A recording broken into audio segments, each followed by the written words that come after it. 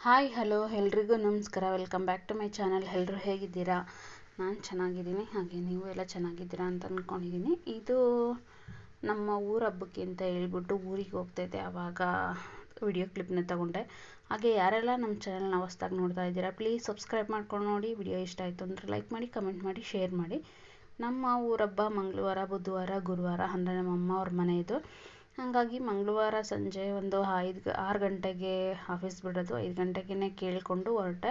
ಹಾಗೆ ಜೊತೆಯಲ್ಲಿ ನಮ್ಮ ಅಣ್ಣನ ಮಗನ ಕರ್ಕೊಂಡು ಹೋದೆ, ಅಂದರೆ ನಮ್ಮ ದೊಡ್ಡಪ್ಪ ಅವ್ರ ಮಗನ ಮಗ ಅಂದರೆ ನಮ್ಮ ಅಣ್ಣನ ಮಗ ಕರ್ಕೊಂಡು, ಅವರು ಇರೋದು ನಮ್ಮ ಏರಿಯಾದಲ್ಲಿ ಬೆಂಗಳೂರಲ್ಲಿ. ಕರ್ಕೊಂಡು ಬಂದೆ. ಇಲ್ಲಿ ಬರೋ ಅಷ್ಟರಲ್ಲಿ ಟೈಮ್ ಆಲ್ರೆಡಿ ಆಗೋಗಿತ್ತು, 8:30 9 ಗಂಟೆ.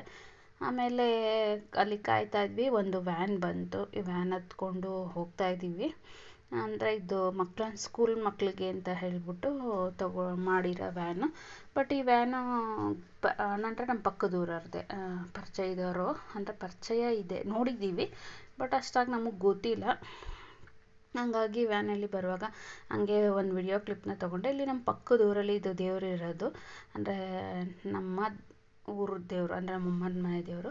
ಬಟ್ ದೇವಸ್ಥಾನ ಇರೋದು ಊರಿಂದ ಹೊರಗಡೆ, ಅಂದರೆ ನಮ್ಮೂರಿಂದ ಈ ದೇವಸ್ಥಾನಕ್ಕೆ ದೇವ್ರು ಎತ್ಕೊಂಡು ಹೋಗ್ಬಾರ್ದು, ಅಂದರೆ ಮೂಡ್ಲಿಂದ ದೇವ್ರನ್ನ ಹೊತ್ಕೊಂಡು ಹೋಗ್ಬಾರ್ದು ಹಬ್ಬ ಮಾಡೋಕ್ಕೆ ಅಂತ ಹೇಳ್ಬಿಟ್ಟು ಹಿಂದಿನ ಕಾಲದಲ್ಲೇ ದೇವ್ರನ್ನ ಕೊಟ್ಬಿಟ್ಟಿದ್ರಂತೆ ಆ ಊರಿಗೆ. ಹಂಗಂತ ಹೇಳ್ತಾರೆ. ನಿಜನ ಸುಳ್ಳ ಎಷ್ಟು ಸತ್ಯ ಅನ್ನೋದು ಗೊತ್ತಿಲ್ಲ ನನಗೆ. ಹಾಗಾಗಿ ನಾವು ಕೂಡ ಅದನ್ನು ನಂಬ್ಕೊಂಬಂದಿದ್ದೀವಿ. ಹಾಗೆ ಇದು ನಮ್ಮೂರಿಗೆ ನಿಯರಿಗೆ ಬಂದ್ವಿ. ಇಲ್ಲಿ ನಮ್ಮೂರಲ್ಲೂ ಕೂಡ ಹಬ್ಬ ಅಂತ ಗೊತ್ತಾಗಲಿ ಅಂತ ಹೇಳ್ಬಿಟ್ಟು, ಚಿಕ್ಕ ಊರು ನಮ್ಮದು, ಒಂದು 25 ಮನೆ ಗ್ರಾಮ ಇದೆ. ಬಟ್ ಆದ್ರೂ ಈ ರೀತಿ ಲೈಟಿಂಗ್ಸ್ ಎಲ್ಲ ಹಾಕಿದ್ರು. ಹಾಗೆ ನಮ್ಮೂರಲ್ಲಿರೋದು ಒಂದೇ ದೇವಸ್ಥಾನ, ಆಂಜನೇಯ ಸ್ವಾಮಿದು. ಆಂಜನೇಯನ ದೇವಸ್ಥಾನಕ್ಕೂ ಅಲಂಕಾರ ಎಲ್ಲ ಮಾಡಿದರು, ತುಂಬ ಚೆನ್ನಾಗಿ ಕಾಣಿಸ್ತಾ ಇತ್ತು. ಹಂಗಾಗಿ ನಾನು ಒಂದು ಕ್ಲಿಪ್ನ ತೊಗೊಂಡೆ. ಹಾಗೆ ಇನ್ನೊಂದು ವಿಷಯನ ಹೇಳಬೇಕು. ನಾನು ಎಷ್ಟು ದಿನ ಟ್ರಾವೆಲ್ ಮಾಡಿದ್ದೀನಿ, ಅಂದರೆ ಒಬ್ಬೊಬ್ಬಳೇ ಟ್ರಾವೆಲ್ ಮಾಡಿದ್ದೀನಿ, ಮಕ್ಕಳ ಜೊತೆನೂ ಟ್ರಾವೆಲ್ ಮಾಡಿದ್ದೀನಿ, ನೈಟ್ ಟೈಮೆಲ್ಲ ಟ್ರಾವೆಲ್ ಮಾಡಿದ್ದೀನಿ. ಹಂಗಾಗಿ ನನಗೆ ಅಷ್ಟೊಂದು ಕಹಿ ಘಟನೆಗಳು ನನ್ನ ಲೈಫಲ್ಲಿ ನಡೆದಿಲ್ಲ ಅಂತಲೇ ಹೇಳ್ಬೋದು. ಏನಕ್ಕಪ್ಪ ಅಂತಂದರೆ, ಏನು ಕಹಿ ಘಟನೆ ಅಂತ ಹೇಳ್ತೀನಿ. ಇದು ಮಡೆ ಮತ್ತು ಆರತಿ ನಮ್ಮ ಕಡೆ ಇದೇ ಥರ ಮಾಡೋದು.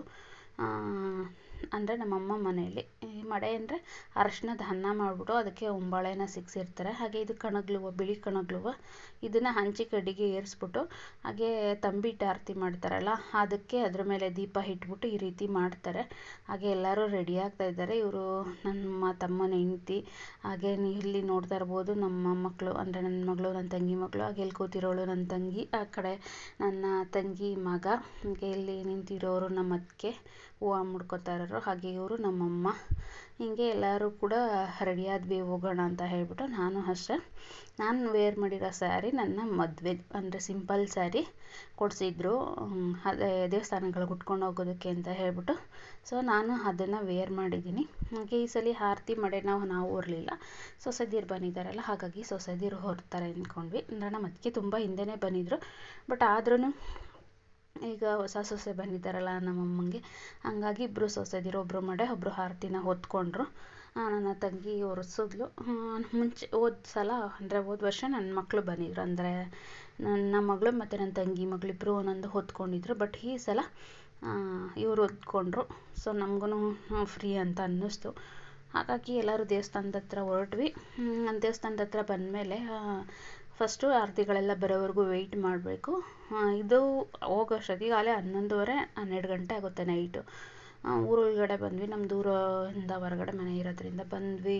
ಹಾಗೆ ಎಲ್ಲ ಸಿಕ್ಕಿದ್ರು, ಊರವರು ನೆಂಟರುಗಳು ಇರ್ತಾರಲ್ಲ, ಎಲ್ಲ ಪರಿಚಯ ಇರೋರು. ಯಾವಾಗ ಬಂದೆ, ಹೇಗಿದ್ದೀಯಾ, ಮಕ್ಳು ಹೇಗಿದ್ದಾರೆ, ಈ ರೀತಿ ಎಲ್ಲ ಮಾತಾಡ್ಸಿದ್ರು. ಹಾಗೆ ಮಕ್ಕಳು ಬಂದಿದ್ದಾರಾ, ಮಕ್ಕಳೆಲ್ಲಿ ಅಂತ ಹೇಳ್ಬಿಟ್ಟು. ನಮ್ಮೂರಲ್ಲಿರೋದು ಒಂದೇ ಆಂಜನೇಯ ಸ್ವಾಮಿ ದೇವಸ್ಥಾನ ಅಂದ್ವಲ್ಲ ಅದು. ಹಾಗೆ ದೇವಸ್ಥಾನ ಸ್ವಲ್ಪ ಕೆಲಸ ನಡೀತಾ ಇರೋದ್ರಿಂದ ದೇವ್ರನ್ನ ಈ ಕಡೆ ಸಪ್ರೇಟ್ ಒಂದು ಸಿಟ್ಟದು ಶೆಡ್ ಥರ ಕಟ್ಟಿದ್ದಾರೆ, ಅಲ್ಲಿ ಇಟ್ಟಿದ್ದಾರೆ ದೇವ್ರನ್ನ. ಸೊ ಅಲ್ಲಿ ತಮಟೆಲ್ಲ ಹೊಡ್ಕೊಂಡು ಪೂಜಾರರು ಆಂಜನೇಯನಿಗೆ ಪೂಜೆ ಮಾಡಿಬಿಟ್ಟು ತೀರ್ಥ ಹಾಕ್ತಾರೆ. ಆರತಿಗಳಿಗೆಲ್ಲ ತೀರ್ಥ ಹಾಕಾದ್ಮೇಲೆ ಗುಡಿ ಸುತ್ತ 3 ಸುತ್ತು ಪ್ರದಕ್ಷಿಣೆ ಬಂದು ಆರತಿನ ಎತ್ಕೊಂಡು ದೇವಸ್ಥಾನಕ್ಕೆ ಹೋಗ್ತೀವಿ. ಅದು ದೇವಸ್ಥಾನ 1.5-2 ಕಿಲೋಮೀಟ್ರ್ ಇದೆ ಅನಿಸುತ್ತೆ. ಹಾಗೆ ಅಲ್ಲಿಗೆ ಆರತಿ ಮತ್ತು ಮಡೆ ಎರಡೂ ಎತ್ಕೊಂಡು ಹೋಗ್ತೀವಿ. ಹಾಗೆ ಇದು ದೊಡ್ಡ ಹಬ್ಬ. ಯಾವ ಹಬ್ಬಕ್ಕೂ ಬರ್ದಲೇ ಇರೋರು ಅಂದರೆ ಹಸ್ರು ಹಬ್ಬ, ಬೇರೆ ಹಬ್ಬ ಯಾವುದೇ ಹಬ್ಬ ಮಾಡಿಲ್ಲ ಅಂದ್ರೂ ನಮ್ಮೂರವರು ಅಂದರೆ ಕೆಲವರು ಬೆಂಗಳೂರಲ್ಲಿರೋರು ಈ ಹಬ್ಬಕ್ಕೆ ಮಾತ್ರ ಮಿಸ್ ಮಾಡ್ದಲೇ ಬಂದು ಮಾಡ್ಕೊಂಡು ಹೋಗ್ತಾರೆ. ಹಾಗೆ ಮಡೆ ಆರತಿ ಎರಡೂ ಮಾಡಿ ಹೊತ್ಕೊಂಡು ಹೋಗ್ತಾರೆ. ಹಾಗೆ ಇಲ್ಲಿ ನೋಡ್ತಾ ಇರ್ಬೋದು ನಮ್ಮ ಮಕ್ಕಳೆಲ್ಲ ಇಲ್ಲಿ ಕೂತಿದ್ದಾರೆ ದೇವಸ್ಥಾನದ ಮುಂದೆ ಲೈಟ್ ಕೆಳಗಡೆ. ಹಾಗೆ ಅವರು ಆರತಿ ಹೊತ್ಕೊಂಡವರು ಸುತ್ತ ಬರ್ತಾ ಇದ್ದಾಗ ನಾನು ಹಂಗೆ ಒಂದು ವಿಡಿಯೋ ಕ್ಲಿಪ್ನ ತೊಗೊಂಡೆ. ತುಂಬ ಚೆನ್ನಾಗಿತ್ತು ವ್ಯೂ. ಎಂತೆಂಥ ಪುಟ್ಟ ಮಕ್ಕಳೆಲ್ಲ ಸ್ಯಾರಿ ಹಾಕ್ಕೊಂಡು ಇಷ್ಟು ಚೆನ್ನಾಗಿ ಆರತಿ ಮಡೆ ಹೊರ್ತಾ ಇದ್ದಾರೆ ಅಂದರೆ ನೋಡೋಕ್ಕೆ ಒಂಥರ ಖುಷಿ ಆಯಿತು. ನಾನು ನಮ್ಮ ಮಕ್ಕಳಿಗೆ ಹೇಳ್ತಾ ಇದ್ದೆ, ನೋಡಲ್ಲಿ ಎಷ್ಟು ಚಿಕ್ಕ ಮಕ್ಕಳೆಲ್ಲ ಸ್ಯಾರಿ ಉಟ್ಟಿದ್ದಾರೆ ಅಂತ. ನಾವೂ ಅಷ್ಟೇ ಇದು ಮಾಡ್ತಾಯಿದ್ವಿ. ನಾವು ಚಿಕ್ಕ ವಯಸ್ಸಲ್ಲಿದ್ದಾಗ ನಮಗೂ ಈ ರೀತಿ ಸೀರೆ ಉಟ್ಕೊಂಡು ಆರತಿ ಹೊರಬೇಕು ಅಂತ ಅನ್ಸೋದು. ಹಾಗೆ ನಮಗೆ ಬ್ಲೌಸ್ಗಳು ಇರ್ತಿರ್ಲಿಲ್ಲ. ಬೇರೆ ಯಾರ್ದಾದ್ರೂ ಬ್ಲೌಸ್ಗೆ ಪಿನ್ ಹಾಕಿ ಹಿಂಗೋ ಮಾಡಿ ಉಟ್ಕೋತಾ ಇದ್ವಿ. ಆಗ ಉಟ್ಕೊಂಡು ಹೋಗ್ತಾ ಇದ್ವಿ. ಆದರೆ ಅಷ್ಟೊಂದು ಉಡ್ತಿರ್ಲಿಲ್ಲ ಜಾಸ್ತಿ ಸೀರೆನ. ಬಟ್ ಆದರೂ ಉಟ್ಟಿದ್ದೀವಿ, ನಾವು ಮದುವೆಗೆ ಮುಂಚೆನೂ ಉಟ್ಟಿದ್ದೀವಿ ಅಂತ ಹೇಳ್ತೀನಿ. ಹಾಗೆ ಲಂಗ ಬ್ಲೌಸು ಹಾಕ್ಕೊಂಡು ಹೋಗಿದ್ದೀವಿ, ಸೀರೆನೂ ಉಟ್ಟಿದ್ದೀವಿ. ಹಾಗೆ ಸೀರೆ ಕಳ್ಸ್ಕೊಂಡು ಬಿದ್ದು ಹೆಂಗೆಂಗೋ ಸಿಗಿಸ್ಕೊಂಡು ಏನೇನೋ ಮಾಡಿ ಬ್ಲೌಸ್ಗಳು ಲೂಸಾಗಿ ಎಲ್ಲ ಪರಿಪಾಟ್ಲು ಪಟ್ಟಿದ್ದೀವಿ ಅಂತಲೂ ಹೇಳ್ಬೋದು. ಇಲ್ಲಿ ನೋಡ್ತಾ ಇರ್ಬೋದು, ಇಲ್ಲಿ ನಮ್ಮ ದೊಡ್ಡಮ್ಮದಿರ ಆಗೋರು ಎಲ್ಲರನ್ನೂ ನಾವು ದೊಡ್ಡಮ್ಮ ಅಂತೀವಿ. ಯಾಕಂದರೆ ನಾವು ಅಪ್ಪನಿಗಿನ್ನ ದೊಡ್ಡವರೇ ಜಾಸ್ತಿ ಇಲ್ಲಿರೋದು. ನಮ್ಮ ಅಪ್ಪನಿಗಿನ್ನ ಚಿಕ್ಕವರ ಆಗೋರೆಲ್ಲ ಸ್ವಲ್ಪ ಅಣ್ಣ ಹತ್ಕೆದಿರಾಗಬೇಕು ನಮಗೆ, ಯಾಕಂದರೆ ದೊಡ್ಡಪ್ಪನ ಮಕ್ಕಳು. ಇಲ್ಲಿ ನನ್ನ ಚಿಕ್ಕ ಮಗಳಂತೂ ಮುದ್ದಾಗಿ ಕಾಣಿಸ್ತಾ ಇದ್ದಾಳೆ, ಜಡೆ ಹಾಕಿಸ್ಕೊಂಡು ಹೂ ಮುಡ್ಕೊಂಡು ಹಾಗೆ ಈ ಡ್ರೆಸ್ ಹಾಕಿಸ್ಕೊಂಡು. ಹಾಗೆ ಇಲ್ಲೆಲ್ಲ ಮುಗಿಸ್ಕೊಂಡು ಆರತಿ ಮಡೆ ಎಲ್ಲ ಎತ್ಕೊಂಡು ದೇವಸ್ಥಾನದ ಹತ್ರ ಹೊರಟ್ವಿ. ಹಾಗೆ ಏನು ಕಹಿ ಘಟನೆಯಪ್ಪ ಅಂತ ಅಂದರೆ, ಕಹಿ ಘಟನೆ ಅಂದರೆ ಅಷ್ಟು ಏನು ದೊಡ್ಡದಾಗಿಲ್ಲ. ಬಟ್ ನಿಮಗೆಲ್ಲ ಇದು ಅನುಭವ ಆಗಿರುತ್ತೆ. ಅಂದರೆ ಈಗ ಬಸ್ಸಿನ ರಶ್ಗಳಿರ್ತದೆ. ಹಾಗೆ ಸೀಟ್ ಪಕ್ಕದಲ್ಲಿ ಕೂತ್ಕೊಂಡಿದ್ದಾಗ ನಾವು ಪಕ್ಕದಲ್ಲಿ ಸೀಟ್ ಕೂತ್ಕೊಂಡಾಗ ಈ ಗಂಡಸ್ರು ಏನಾರ ಕೂತ್ಕೊಂಡ್ರೆ ಕೆಲವ್ರು ಪಾಪ ಸುಮ್ಮನೆ ಕೂತ್ಕೋತಾರೆ. ಇನ್ನು ಕೆಲವ್ರು ನೋಡಿರ್ಬೋದು, ನೀವು ಕೈ ಕಟ್ಕೊಂಡಿರ್ತಾರೆ. ಕೈ ಕಟ್ಕೊಂಡು ಕೈ ಸಂದಿ ಆಸಿ ಅವ್ರ ಬೆಳ್ಳಲ್ಲಿ ನಮ್ಮ ಬಾಡಿನ ಟಚ್ ಮಾಡ್ತಾ ಇರ್ತಾರೆ. ಅದೆಲ್ಲಾದ್ರೂ ಆಗಿರ್ಬೋದು, ನಮ್ಮ ಕೈ ಆಗಿರ್ಬೋದು, ಇಲ್ಲ ನಮ್ಮ ಸೊಂಟ ಆಗಿರ್ಬೋದು, ಇಲ್ಲ ನಮ್ಮ ಕಾಲು ತೊಡೆ ಆಗಿರ್ಬೋದು, ಎಲ್ಲ ಟಚ್ ಮಾಡ್ತಾ ಇರ್ತಾರೆ. ಆವಾಗ ಒಂದು ಇರಿಟೇಷನ್ ಆಗುತ್ತೆ. ಅಂತಂದರೆ ಎದ್ದು ಕಪ್ಪಾಳಕ್ಕೆ ಬರ್ಸ್ಬಿಡ್ಬೇಕು ಅಂತ ಆಗುತ್ತೆ. ನನಗೆ ಸೋಲೂರು ಹತ್ರ ಸೀಟ್ ಸಿಕ್ತು. ನಮ್ಮೂರಿಗೆ ಬರುವಾಗ ಸೋಲೂರು ಹತ್ರ ಸೀಟ್ ಸಿಕ್ತು. ಸೋಲೂರಿಂದ ಗುಡೆಮಾರನಹಳ್ಳಿ ಹ್ಯಾಂಡ್ ಪೋಸ್ಟ್ ಅಂತ ಬರುತ್ತೆ ನೆಕ್ಸ್ಟ್ ಸ್ಟಾಪು. ಅಂದರೆ ಬೆಂಗಳೂರು ಟು ಹಾಸನ ಹೋಗುವಾಗ ಗೊತ್ತಾಗುತ್ತೆ. ಆ ಗುಡೆಮಾರನಹಳ್ಳಿ ಹ್ಯಾಂಡ್ ಪೋಸ್ಟಲ್ಲಿ ಇಳ್ಕೋಬೇಕಿತ್ತು ಒಬ್ಬರು. ನನಗೆ ವಿಂಡೋ ಸೀಟ್ ಸಿಕ್ತು. ನಮ್ಮೂರಿಂದ ದೂರ ಅಲ್ವ ಇರೋದು, ಸೊ ವಿಂಡೋ ಸೀಟಲ್ಲಿ ಕೂತ್ಕೊಂಡೆ.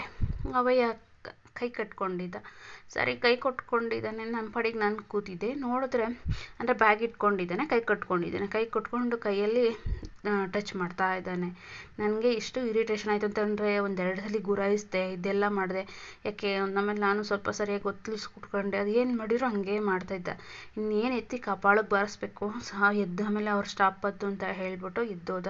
ನಾನು ಎಷ್ಟು ಸತಿ ನೋಡಿ ಕೈ ತಗೊಳ್ಳಿ ಅಂತೆಲ್ಲ ಹೇಳಿ ಎಲ್ಲ ಒಳ್ಳೆ ಮಾತಲ್ಲಿ ಫಸ್ಟು ನಾವು ಹೇಳ್ತೀವಿ, ನಿಮ್ಮ ಕೈ ಎತ್ಕೊಳ್ಳಿ, ಇಲ್ಲ ನಿಮ್ಮ ಇದು ಸರಿಯಾಗಿ ಕೂತ್ಕೊಳ್ಳಿ, ನೀವು ಇದು ಮಾಡ್ಕೊಳ್ಳಿ ಅಂತ ಹೇಳ್ತೀವಿ. ಬಟ್ ಆದರೂ ಕೆಲವ್ರು ಕೇಳಲ್ಲ, ಅದನ್ನೇ ಚಪ್ಪಲ ಥರ ಟಚ್ ಮಾಡ್ತಾ ಇರ್ತಾರೆ. ಆವಾಗ ನಮ್ಗೆ ಎಷ್ಟು ಇರಿಟೇಷನ್ ಆಗುತ್ತೆ, ಎಷ್ಟು ಮೈ ಉರಿಯುತ್ತೆ ಅಂದರೆ ಇದು ನಮಗೆ ಗೊತ್ತು. ನನಗೆ ಎಲ್ಲ ಗಂಡಸರು ಈ ಥರ ಮಾಡ್ತಾರೆ ಅಂತ ಹೇಳಲ್ಲ. ಕೆಲವು ಚಪಲ ಚೆನ್ನಿಗರ ಇರ್ತಾರೆ, ಅವರು ಈ ರೀತಿ ಮಾಡ್ತಾರೆ.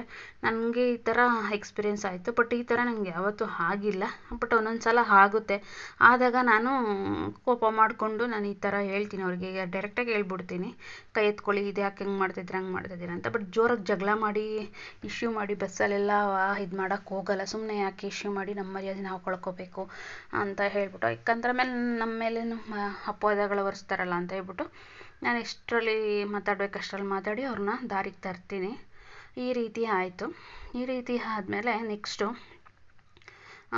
ನಮ್ಮ ಊರಿಗೆ ಅದು ಬಸ್ ಸ್ಟ್ಯಾಂಡ್ ಇಳಿದು ಮತ್ತೆ ನಮ್ಮ ಊರಿಗೆ ಬರಬೇಕು ಅನ್ನಲ್ಲ, ಬರ್ತಾಯಿದ್ದೆ. ಬರುವಾಗ ಅಲ್ಲಿ ಒಂದು ಟೆಂಪೋ ಬಂತು ಅಂತ ಹೇಳಿದ್ನಲ್ವ, ಅವರು ಅಷ್ಟೇ ಅದನ್ನು ಲಾಕ್ ಮಾಡೋದೆ ಇಂಥದ್ದು ಐತೆ, ಹಿಂಗೆ ಮಾಡಿ ಹಿಂಗೆ ಬಿಡಿ ಅಂತ ಹೇಳ್ತಿರ್ಲಿಲ್ಲ.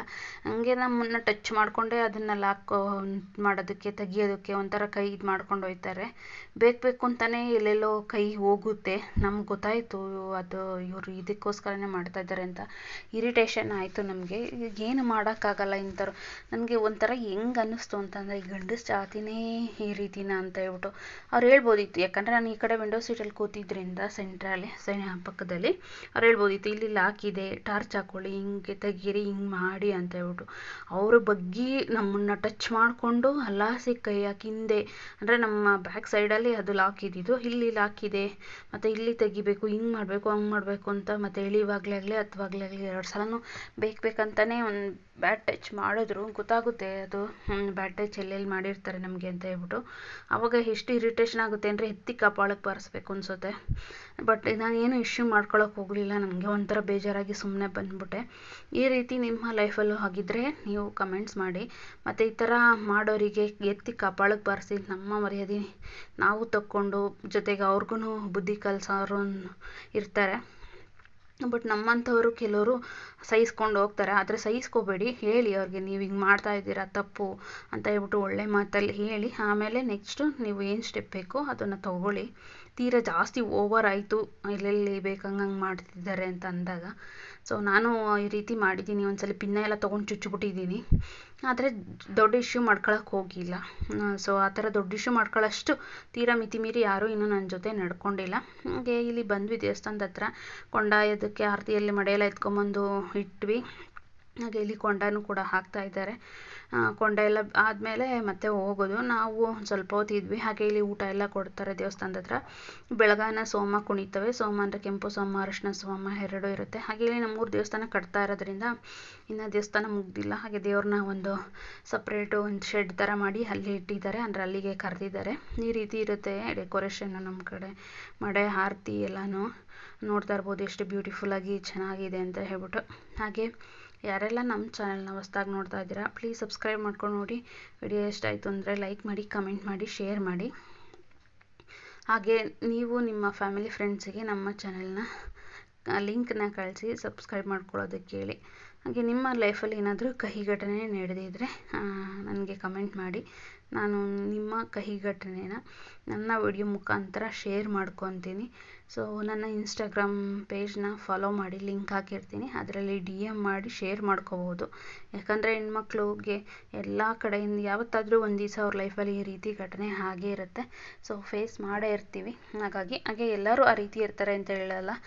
ಇನ್ನೊಬ್ಬೊಬ್ಬರು ಇರ್ತಾರೆ, ನಾನು ನೋಡ್ದಂಗೆ ಇನ್ನೊಬ್ಬೊಬ್ಬರು ಇರ್ತಾರೆ, ಅವರು ತುಂಬ ರೆಸ್ಪೆಕ್ಟ್ ಕೊಟ್ಟು ಅವ್ರ ಅಕ್ಕ ತಂಗಿದಿರ್ತಾರೆ ನಮ್ಮನ್ನು ಭಾವಿಸಿ ನಮಗೂ ಮರ್ಯಾದೆ ಕೊಟ್ಟು ಮತ್ತು ನಮ್ಮ ಮಧ್ಯ ಅಂತರನ ಕಾಯ್ಕೊಂಡು ಅಂಥವ್ರು ಇರ್ತಾರೆ. ಬಟ್ ಈಗ 100ರಲ್ಲಿ ಒಂದು 10 ಜನ ಹುಳುಗಳಿರ್ತಾವಲ್ಲ, ಕೆಟ್ಟ ಹುಳುಗಳು. ಸೊ ಅವರಿಂದ ನಾವು ನಮ್ಮನ್ನು ಕಾಪಾಡ್ಕೋಬೇಕು, ಅದರಲ್ಲೂ ಹೆಣ್ಮಕ್ಳನ್ನ ಕಾಪಾಡ್ಕೋಬೇಕು ಅಂತ ಹೇಳಿ ಇಷ್ಟಪಡ್ತೀನಿ. ಇದಾಗಿತ್ತು ಇವತ್ತಿನ ವಿಡಿಯೋ ಇಷ್ಟ ಆಯಿತು ಅಂತಂದರೆ ಲೈಕ್ ಮಾಡಿ, ಕಮೆಂಟ್ ಮಾಡಿ, ಶೇರ್ ಮಾಡಿ. ಹಾಗೆ ನಿಮ್ಮ ಫ್ಯಾಮಿಲಿ ಫ್ರೆಂಡ್ಸಿಗೆ ನಮ್ಮ ಚಾನಲ್ನ ಸಬ್ಸ್ಕ್ರೈಬ್ ಮಾಡ್ಕೊಳ್ಳೋದಕ್ಕೆ ಹೇಳಿ ಸಪೋರ್ಟ್ ಮಾಡಿ. ಹಾಗೆ ನಮ್ಮ ಮನೆ ದೇವಿ ಅಂದರೆ ನಮ್ಮಮ್ಮನ ಮನೆ ದೇವಿ ಕಾಳ್ಘಟ್ಟಮ್ಮ ದೇವಿ ಇದು. Thank you for watching.